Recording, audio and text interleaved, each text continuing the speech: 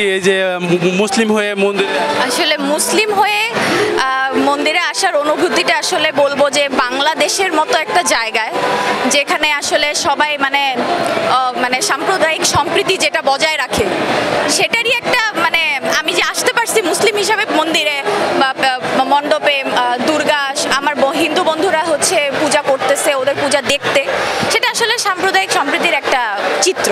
তো আমি সেই চিত্রেরই একটা অংশ, তো ভালোই লাগতেছে। ধর্ম যার যার উৎসব সবার, উৎসবে কি পালন করেছেন? ধর্ম যার যার, উৎসবও তার তার। এখন আমার হিন্দু বন্ধু বান্ধবীরা যদি আমাকে এখানে ইনভাইট করে নিয়ে আসে সেক্ষেত্রে আসলে তাদের উৎসবে আমি সামিল হতেই পারি, এটা আমি বিশ্বাস করি আর কি। একটু বিষয়ে যাব, হিন্দু বন্ধুরা কি প্রসাদ বা নাড়ু টাড়ু কিছু দিয়েছে, খেয়েছেন? না, খাইনি। দিয়েছে, অবশ্যই দিয়েছে, বাট আমি খাইনি। কেন প্রসাদ খান?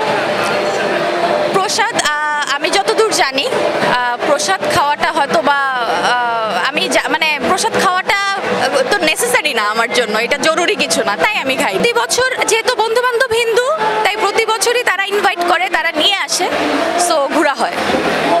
আজকে কোথা থেকে আসেন?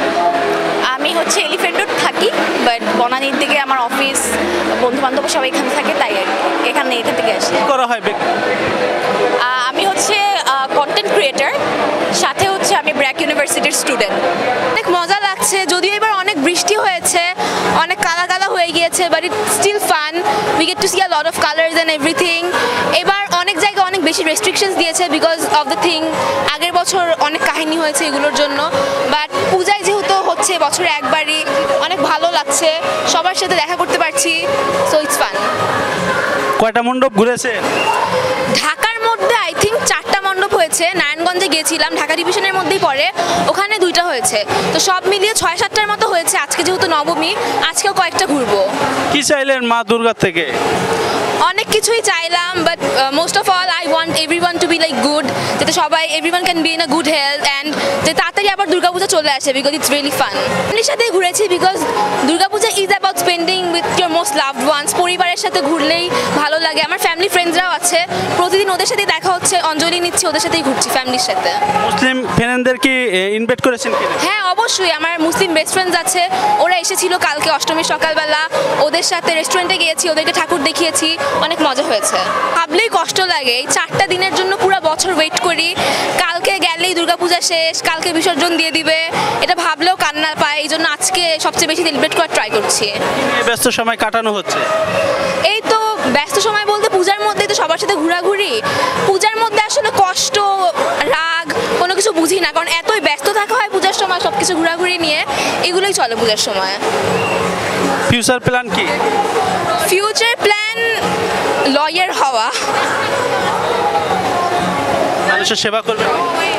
লয়ার হওয়া, হ্যাঁ, মানুষের সেবাই এক ধরনের বলা যায়, যেহেতু it's a public service, government জবই বলা যায় এটাকে। খুবই ভালো লাগছে, প্রতিমা খুবই সুন্দর হয়েছে, আগের বছর থেকে এবার আরো বেটার অ্যান্ড খুবই সুন্দর।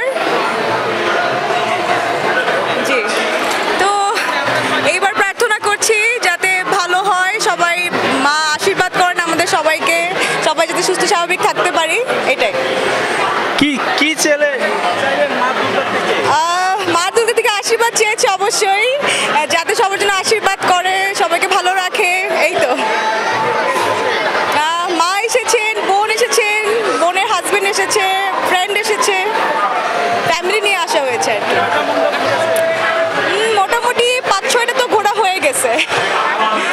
হ্যাঁ হ্যাঁ, অবশ্যই।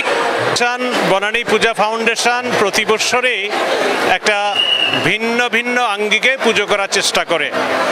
এবারের পুজোতে আমাদের বৈশিষ্ট্য হচ্ছে আমাদের এই যে মণ্ডপ দেখছেন, যেটা পুজোর কারণে নির্মিত হয়েছে গত 1 মাসে, আমরা লেস দেন 1% প্লাস্টিক ব্যবহার করেছি। তার মানে আমরা সম্পূর্ণ একটা পরিবেশ বান্ধব মণ্ডপ করেছি, এবং যেখানে মূল উপাদান হিসাবে ব্যবহৃত হয়েছে পাটশালা এবং বাঁশের তৈরি চাটাই। এইটা মোটামুটি 70 থেকে 80 ভাগ। আর শুরুতেই বলেছি প্লাস্টিক ব্যবহার করেছি আমরা লেস দেন 1%। তাহলে এবং আমরা যে ভক্তদেরকে যে খাদ্য পরিবেশন করছি সেখানে আমরা আইদার কাগজের প্যাকেট ব্যবহার করেছি অথবা ধরেন ওই যে আমাদের সুপারি গাছের খোল দিয়ে যে থালা তৈরি হয় সেটাও কিন্তু মানে সাস্টেইনেবল আর কি, মানে যেটা পরিবেশের সাথে মিশে যাবে, পরিবেশের ক্ষতি করবে না। আর সুন্দর মণ্ডপ, সকল ভক্তবৃন্দ উৎসাহ উদ্দীপনার সাথে আসছে, সেটা আপনারা নিজেরাই দেখতে পাচ্ছেন ভক্তের সমাগম দেখে।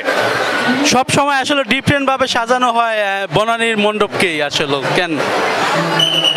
না, এর কারণ হচ্ছে আমরা আসলে সর্বোচ্চ বলতে গেলে 100 পরিবার, এবং এই 100 পরিবারের স্ত্রী সন্তান মিলে আমাদের সদস্য সংখ্যা 300 থেকে 350, এবং এর মধ্যে ব্যবসায়ী, আর্কিটেক্ট, ইঞ্জিনিয়ার, ব্যাংকার, বিভিন্ন পেশার সফল মানুষরা আছে।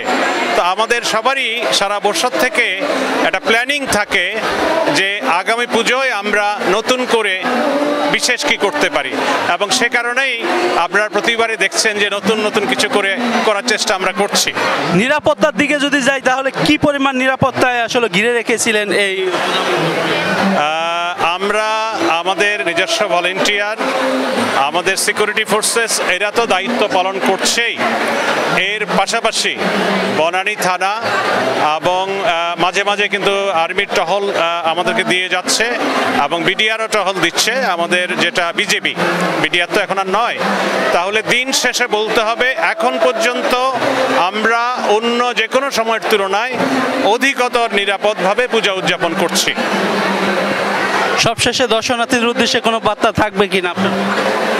যে যেখানে থাকুন, পৃথিবীর যে যে প্রান্তে থাকুন, এই দুর্গাপূজা বাঙালি হিন্দু সম্প্রদায়ের প্রধান উৎসব, এবং এটাকে আমরা দুর্গাপূজা বলি না, আমরা এটা শারদ উৎসব বলি।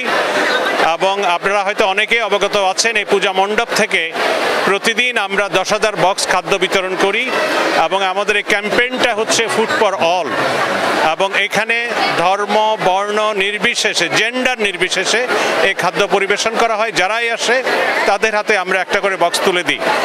আর পুরো দেশবাসীর প্রতি আমরা বলবো যে যে যেখানে আছেন তার সবার অবস্থান থেকে এই পূজা উদযাপন করুন, পূজার আনন্দে শারিক হন, এবং সবাই ভালো থাকুন।